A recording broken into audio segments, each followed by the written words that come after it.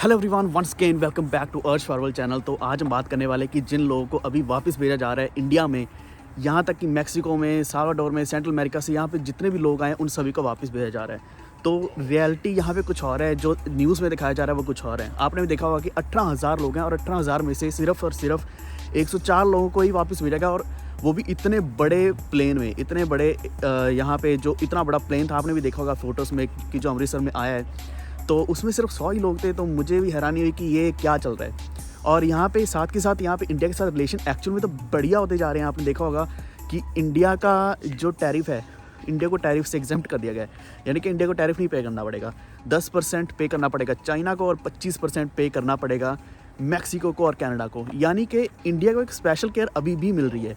तो जो दिख रहा है वो कुछ और है, जो रियलिटी है वो कुछ और है। तो मैं अभी डीसी में हूँ, जो मैं आपको अभी पूरा डिटेल में बताऊंगा कि एक्चुअल में यहाँ पे क्या चल रहा है। तो यूएस में हूँ तो कुछ अपडेट्स अच्छी भी दे सकता हूँ, यानी कि यहाँ पे रियलिटी चेक भी आपको बता सकता हूँ कि रियलिटी में क्या चल रहा है। वैसे देखा जाए तो कुछ ही स्टेट्स में ये सब शुरू हुआ है, लेकिन यहाँ पे डीसी में मुझे ऐसा कुछ दिख नहीं रहा है। तो वीडियो को इसे लाइक कर दो। चैनल पर पहली बार है तो प्लीज़ अर्श फॉरवर्ड चैनल को सब्सक्राइब करके बेल आइकन दबा लीजिए। इसी तरीके से मैं आपके साथ सारी अपडेट्स शेयर करता रहूँगा। अभी की जो अपडेट है वो एक तो आपको न्यूज़ से मिल गई होगी, लेकिन मैं आपको यहाँ पे रियल में बताने चाहता हूँ कि रियल में क्या हो रहा है। तो सबसे इंपॉर्टेंट चीज़ कि यहाँ पे लगभग 7.25 लाख ऐसे इलीगल इमिग्रेंट्स हैं जो अलग अलग कंट्री से आए हैं, जिसमें मैक्सिको और साल्वाडोर सबसे ऊपर है। उसके बाद इंडिया है, तीसरे नंबर पर इंडिया है। इंडिया से लगभग 18,000 हैं, 18,000 ऐसे इलीगल मेंबर्स हैं। मेंबर्स बोल लो, कुछ भी बोल लो, जो यहाँ पे आए हैं, जिनका या तो असाइलम लगा हुआ है, या फिर दूसरा रीज़न ये भी है कि जिनका जो वीज़ा था वो एक्सपायर हो चुका है। H1B वीज़ा एक्सपायर हो चुका है, उनको वापस वीज़ा रिन्यूअल नहीं कर पाए और वीज़ा नहीं मिला, जिस कारण उनको वापस ही जाना चाहिए, क्योंकि वरना वो इलीगल हो जाएंगे। या फिर दूसरा ऑप्शन में यही होता है कि वो असाइलम फिर से अप्लाई कर देते हैं। तो यही कारण है कि अभी ये सारे के सारे 18,000 या फिर उससे भी ज़्यादा जो लोग हैं वो इलीगल करार कर दिए गए। इलीगल तो थे ही। अभी देखो इनको वापस कैसे भेजा जा रहा है। मैंने आपको पहले ही बताया कि यहाँ पे लगभग 30 पंजाब से हैं, 33 हरियाणा से हैं, कुछ राजस्थान से हैं, 3 यूपी से, 3 महाराष्ट्र से। तो इस तरीके से कुछ लोग हैं। तो यहाँ पे लगभग 100 लोग हैं जिनको इतने बड़े जहाज़ पे वापस भेजा गया। तो मुझे समझ नहीं आया कि इतना बड़ा जहाज़ है तो काफ़ी ज़्यादा लोगों को वापस भेजना चाहिए था, लेकिन भेजा गया सिर्फ कुछ ही लिमिटेड लोगों को, जो एक यहाँ पे पॉजिटिविटी दिखाता है कि शायद ये सभी लोगों को एकदम से वापस नहीं भेजना चाहते। मिले नहीं हैं या नहीं मिले तो ये अलग चीज़ है, लेकिन इतने लोगों को इकट्ठा करना, इनके पास पूरा डाटा भी है, असाइलम का डाटा भी है, किसी को भी कहीं से भी उठा सकते हैं।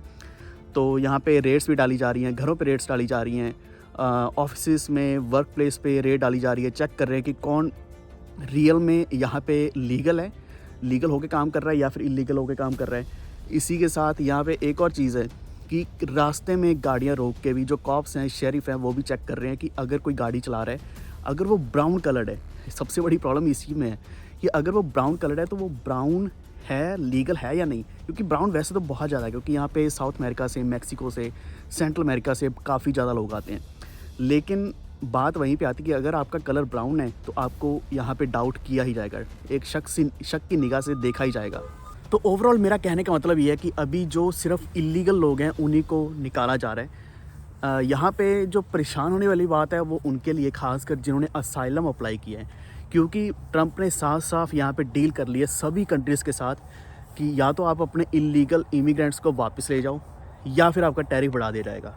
अब टैरिफ आपने देखा होगा कनाडा का और मैक्सिको का, इन दोनों का 25% कर दिया गया, जो कि सबसे ज़्यादा है, और ये इससे भी ज़्यादा बढ़ाया जा सकता है अगर ये दोनों कोऑपरेट नहीं करेंगे। तो दोनों को कोऑपरेट करना ही पड़ेगा। और इंडिया का तो लगाया ही नहीं है, इसको एग्जेम्प्ट कर दिया गया। चाइना का 10% किया गया।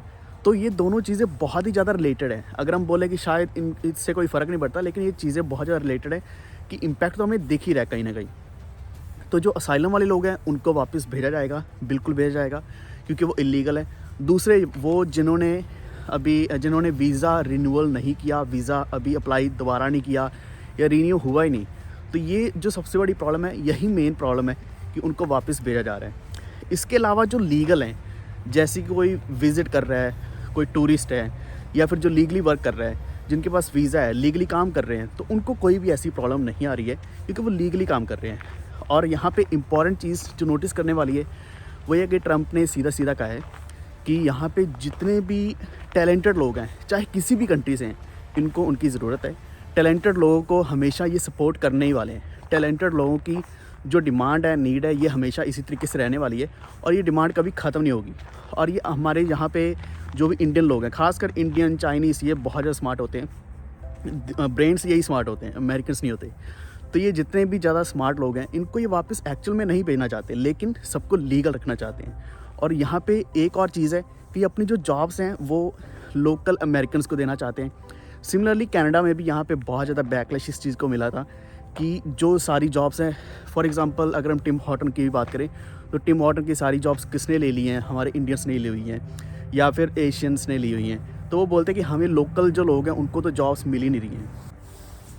एक चीज़ हमें पहले भी पता था कि अभी भी पता है कि जो अमेरिका है, यूएसए, ये world of land of opportunities है। जो आप यहाँ पे कर सकते हैं वो शायद आप कहीं पे भी नहीं कर सकते। हालांकि टैक्सेस बहुत ज़्यादा हैं, लाइफ थोड़ी मुश्किल हो जाती है जब तक हमें अच्छी जॉब नहीं मिलती या फिर जब तक हमें एक अच्छा इनकम सोर्स नहीं मिलता या फिर अपना बिज़नेस शुरू नहीं कर देते, तब तक यहाँ पर बहुत ज़्यादा परेशानी आती है। लेकिन जब सेटल हो जाते हैं तो ये एक बहुत ही अच्छी अपॉर्चुनिटीज़ यहाँ पर मिलती हैं। यहाँ पर कोई भी लिमिट नहीं, आप कितना भी चाहें उतना ज़्यादा कमा सकते हैं। खासकर हमारे इंडियंस जो बहुत ज़्यादा एजुकेटेड होते हैं, टैलेंटेड भी होते हैं, अगर वही टैलेंट यहाँ पे जब लगाया जाए तो वो इनकम तो अर्न करेंगे ही, लेकिन पूरी कंट्री भी आगे बढ़ती है। तो यही एक मेन चीज़ है कि यहाँ पे ट्रंप की तरफ से तो पूरा बैलेंस बनाया जा रहा है, खासकर इंडिया के लिए। तो इंडियंस को घबराने की इतनी ज़रूरत नहीं है जहाँ तक मुझे लगता है। बाकी यहाँ पे दो चीज़ें मेन है। जो लोग कनाडा से आ रहे थे, तो यहाँ पे कनाडा का टैरिफ क्यों बढ़ाया और मैक्सिको का टैरिफ क्यों बढ़ाया? क्योंकि वहाँ उनके मैक्सिकन्स तो आ ही रहे थे, लेकिन मैक्सिको से असाइलम लेने वाले, बहुत ज़्यादा इलीगल बॉर्डर क्रॉस करके आने वाले बहुत ज़्यादा लोग थे, जिसकी वजह से उन्होंने बोला कि आप अपने पहले बॉर्डर्स को सेट करो, उनको और भी ज़्यादा सिक्योर करो। दूसरा, कनाडा का अभी एक नया ट्रेंड ही बनता जा रहा था कि बहुत लंबे समय से कैनेडियंस जो कनाडा में आके वहाँ पे आते थे, चाहे किसी भी वीज़ा के ऊपर, चाहे वो टूरिस्ट वीज़ा हो या फिर स्टडी वीज़ा हो, किसी भी तरह का वीज़ा, वो वीज़ा लेने के बाद वो बॉर्डर क्रॉस करते थे। क्योंकि यहाँ पे बॉर्डर ऐसा तो है नहीं कि जैसे दीवार है जो मैक्सिको और यूएसए में, तो वो दीवार ना होने की वजह से यहाँ पे हमेशा इसी तरीके से ही बहुत ज़्यादा असाइलम्स लिए गए हैं।